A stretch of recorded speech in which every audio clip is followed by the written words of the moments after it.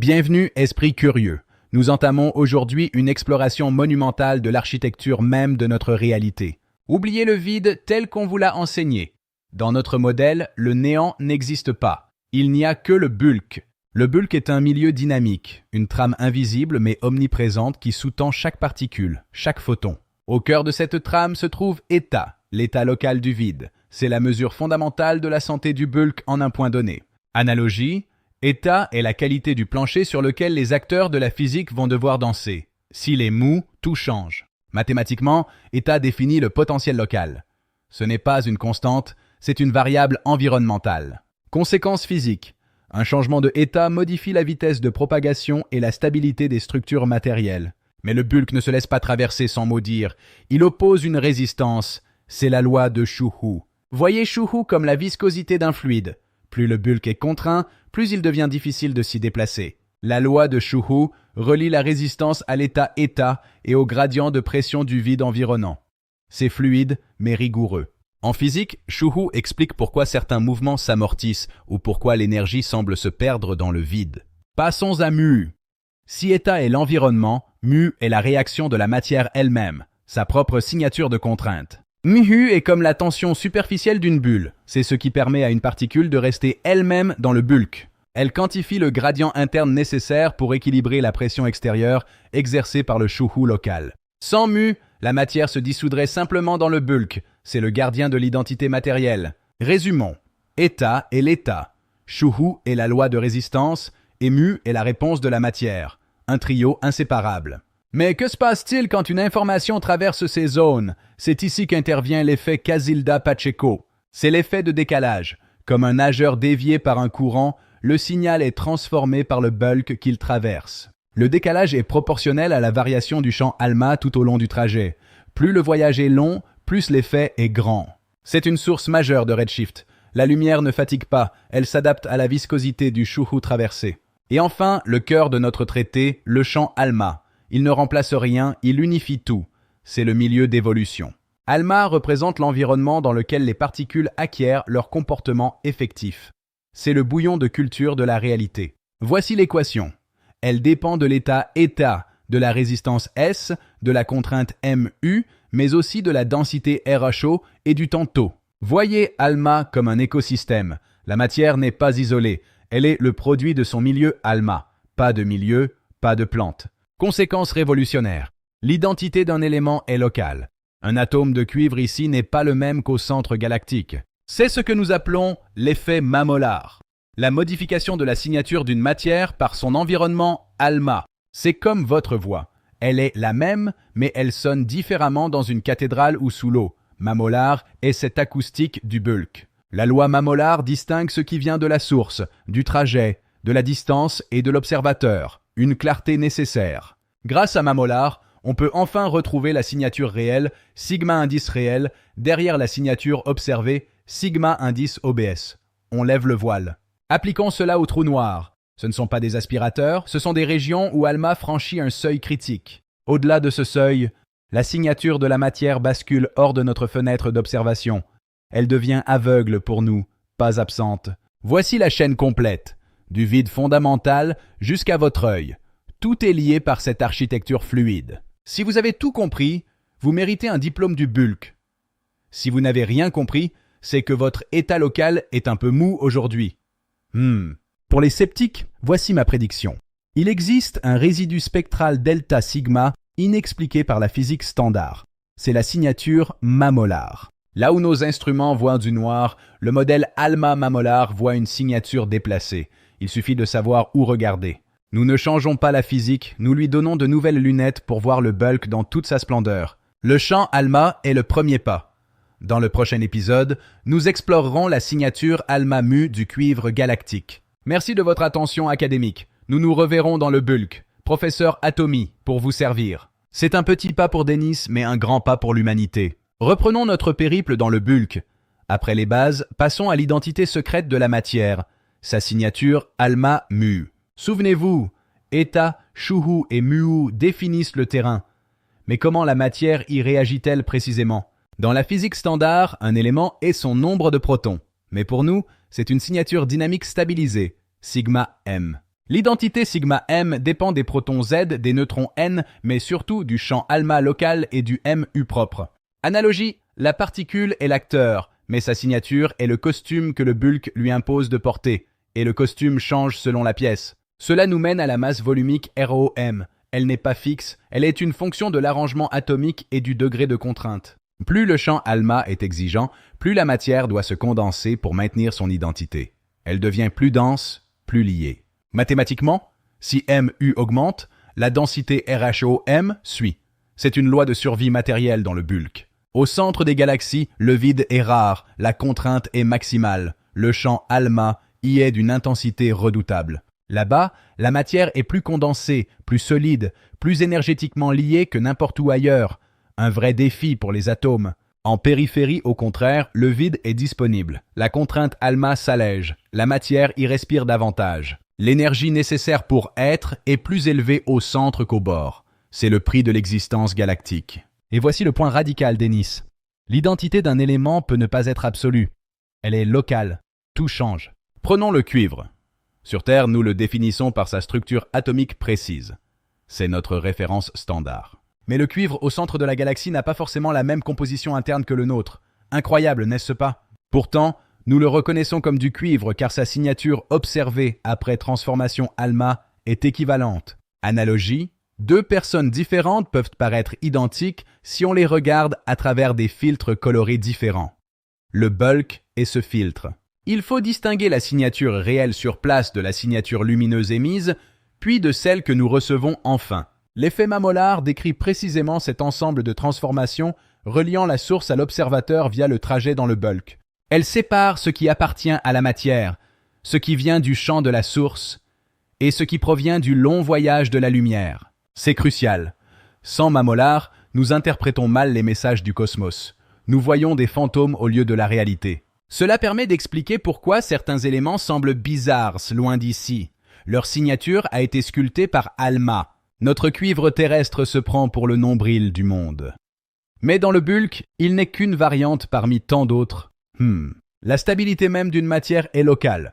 Un métal stable ici pourrait être instable dans un champ ALMA différent. Prenons garde. Il existe un seuil d'énergie. Si F, atome, ALMA tombe sous ce seuil, la matière n'est plus stable, elle disparaît ou se transforme. Et quand on franchit le seuil critique, c'est là que les signatures s'effacent, c'est le secret des trous noirs. La matière n'est pas seulement ce qu'elle contient, mais la manière dont elle se stabilise dans son champ ALMA local. Dans le prochain volet, nous verrons pourquoi nos télescopes sont parfois aveugles et comment Mamolar peut leur rendre la vue. Merci de votre attention académique. Nous nous reverrons dans le bulk. Professeur Atomy, pour vous servir. C'est un petit pas pour Dennis, mais un grand pas pour l'humanité. Bienvenue dans la zone d'ombre du bulk. Aujourd'hui, nous explorons ce qui se passe quand la contrainte devient insupportable. Nous avons vu que la matière est une signature. Mais toute signature a ses limites de lisibilité. Il existe un seuil critique, ALMA indice C. Au-delà, l'équilibre entre le vide et la matière bascule dans un autre régime, où de manière équivalente, la contrainte interne mu franchit une barrière insurmontable pour nos instruments classiques. Oubliez les aspirateurs cosmiques. Dans notre modèle, un trou noir est une région où le champ ALMA rend la signature non transmissible. Ce n'est pas que la lumière est absorbée, elle est déplacée hors de notre fenêtre d'observation. Elle devient muette pour nous. La signature sigma OBS tend vers 0 ou sort simplement de notre spectre de détection. On l'appelle l'état hors fenêtre. Cela explique nos zones aveugles. Là où l'infrarouge sature ou devient opaque, c'est ALMA qui sculpte l'invisibilité. Si je franchissais le seuil critique, vous ne verriez plus que mon monocle. Et encore, s'il est bien poli. Humour académique. Mais tout n'est pas perdu. La loi Mamolar possède une forme inverse. Nous pouvons reconstruire la réalité. En connaissant la transformation ALMA-mu du trajet, nous pouvons déduire la signature originale sigma source derrière l'opacité. C'est la clé pour voir enfin le cœur des galaxies ou les abords des trous noirs sans les distorsions du chouhou. Nous passons d'une astronomie de l'apparence à une physique de la structure réelle. Un changement de paradigme, Dennis. Le voyage est réversible. La signature perçue est le message codé, Mamolar est la machine à déchiffrer. Les trous noirs ne sont plus des fins, mais des transitions critiques de signature. Le bulk ne cache rien à celui qui sait lire. Dans le prochain épisode, nous plongerons dans la dynamique du rotor et la friction MHD. Restez structurés. Professeur Atomy pour la science et pour le bulk, à bientôt. C'est un petit pas pour Denis, mais un grand pas pour l'humanité. Bonjour à tous les ingénieurs du bulk. Aujourd'hui, nous mettons les mains dans le cambouis pour comprendre la mécanique du rotor. Dans notre modèle, le mouvement n'est pas une donnée gratuite. C'est le résultat d'une interaction complexe avec la structure du vide. Le rotor n'est pas qu'une pièce mécanique, c'est un vortex local de champ ALMA capable de générer et de transformer l'énergie. Analogie, le rotor agit comme un tourbillon qui capte les courants du bulk pour les concentrer en un point utile. Mathématiquement, le rotor est lié à la rotation du champ ALMA local. Plus cet état est stable, plus le rotor est puissant. La conséquence physique est immédiate, une poussée effective générée par la torsion même du vide structuré. Fascinant. Mais tout mouvement rencontre une résistance. Dans le bulk, cette friction est une réalité avec laquelle nous devons compter.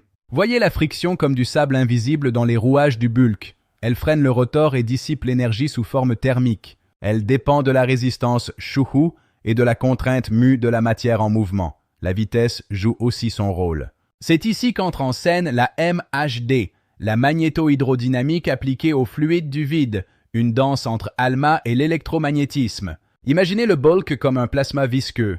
Les champs magnétiques y sculptent des courants ALMA, comme des rivières de force. La commande XAFE intervient ici pour stabiliser ces flux. Sans elle, la friction MHD détruirait toute cohésion interne. Il faut synchroniser le rotor avec l'état local état. C'est comme accorder un violon avant le concert galactique. Un déséquilibre entre le rotor et le bulk, et c'est la rupture. La matière perd sa signature et retourne au chaos. Je pédale, Denis. Mais sans une bonne MHD, mon ampoule restera bien terne. Ah, la dure vie de professeur. L'application ultime. Une propulsion sans rejet, utilisant uniquement la dynamique du rotor dans le champ ALMA. Un rêve devenu réalité. Le paramètre HDiag nous permet de mesurer cette friction en temps réel. C'est le pouls de notre machine ALMA. Tant que HDiag reste dans la fenêtre de sécurité, le rotor peut extraire l'énergie du bulk sans dommage. Une prouesse technique. Passons à la commande K. Elle permet de basculer le système dans l'état 1/2, le point d'équilibre parfait entre charge et décharge. C'est comme une balançoire magnétique. On ne tombe jamais, on oscille avec le bulk dans une harmonie parfaite. Éblouissant. La commande K synchronise la durée taux avec l'état fondamental. C'est la partition secrète de notre symphonie énergétique. Grâce à votre travail sur la synchronisation, Denis, nous pouvons enfin envisager une validation expérimentale globale. Un pas de géant. Tout se recoupe. La force, la résistance, le fluide et le contrôle. Une architecture plasma électromagnétique hybride complète. Ouf! Autant d'énergie MHD me donne soif. Une petite limonade au bulk, quelqu'un? Non? Bon, on continue? Nous explorerons les chapitres 8 à 11 dans les prochains épisodes. Le chemin vers la validation est pavé de lumière. Le rotor n'a plus de secret pour vous. Vous savez maintenant comment le bulk se met en mouvement pour nous servir. Dans le prochain et dernier volet, nous verrons comment tout cela se transforme en puissance concrète. Restez connectés. Merci de votre passion pour la mécanique du bulk. Professeur Atomy, ingénieur de l'invisible. C'est un petit pas pour Denis, mais un grand pas pour l'humanité. Bienvenue pour l'ultime chapitre de notre Odyssée. Nous allons aujourd'hui transformer la théorie en puissance.